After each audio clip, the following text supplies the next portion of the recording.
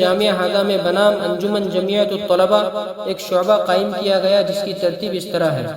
درجہ اردو دینیات سے لے کر دورہ حدیث تک کے تمام طلباء شریک ہوتے ہیں۔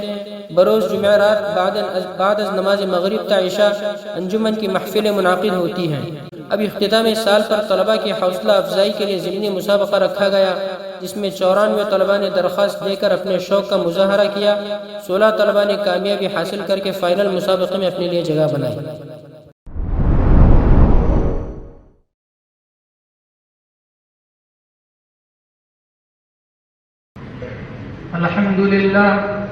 الحمد لله الذي وحده والصلاة والسلام على من لا نبي بعده أما بعد فقد قال الله تبارك وتعالى في القرآن المجيد إن الله يدافع عن الذين آمنوا إن الله لا يحب كل قوان كفور صدق الله العظيم۔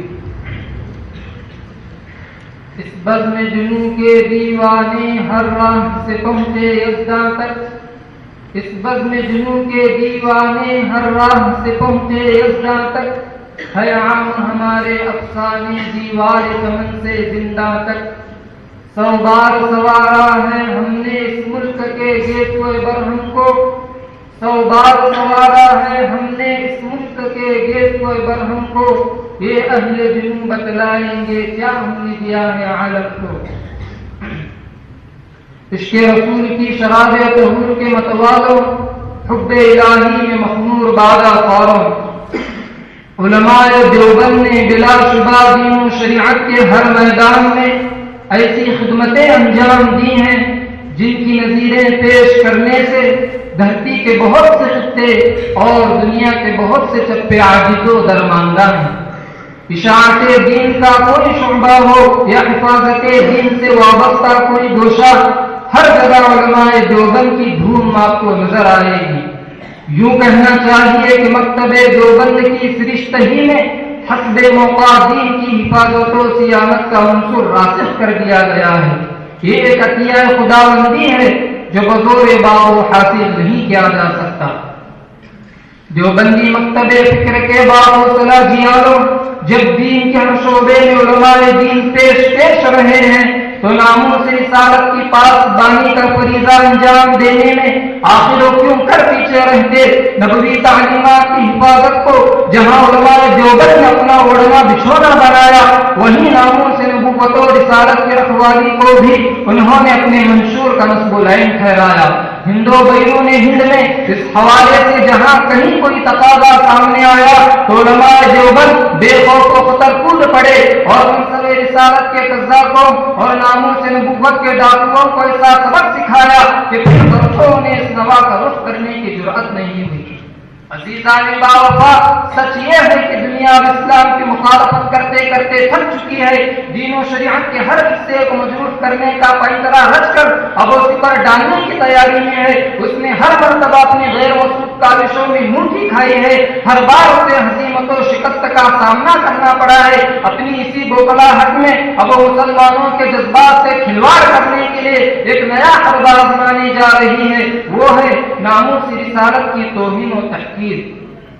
زمانے کی نئی رنگیوں کے مطابق اب اس نے بذریعہ کارٹون نبی کریم صلی اللہ علیہ وسلم کی ذات اقدس پر کیچڑ اچھالنے کی سعی شروع کی ہے۔ دنیا کے مختلف خطوں میں اپنی ذات کے دشمنوں اور انسانیت کے نمک حراموں میں اس ناپاک حرکت کا سلسلہ جاری کر رکھا ہے۔ وہ دلوں میں بھڑکتی ہوئی اسلام دشمنی کی آگ کو اس کے ذریعے تسکین بخشنے کی ناکام سعی کر رہے ہیں۔ اسلام دشمن کوششوں میں ہر طرف ناکامیاب ہونے کے بعد بالآخر انہوں نے ناموس رسالت سے کھلواڑ کا سہارا لیا ہے۔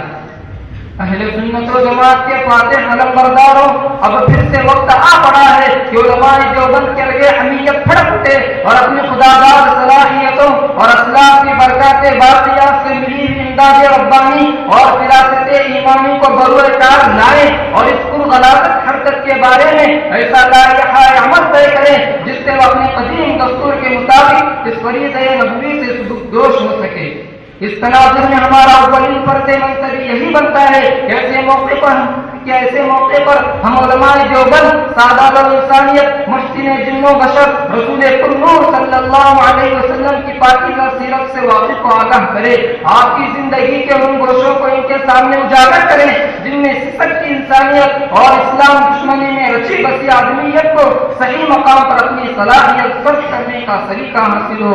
آپ علیہ السلام کی ذات جو جامعیت اپنے اندر سموئے ہوئے ہیں، نیز آپ کے حیات طیبہ کے وہ گوشے جن میں بلا امتیاز مومن و کافر سب کی ہدایت قرار مزمروں کے نہا ہے، وہ بنی نوع آدم کے سامنے خوش سلیقگی کے ساتھ پیش کیے جائے۔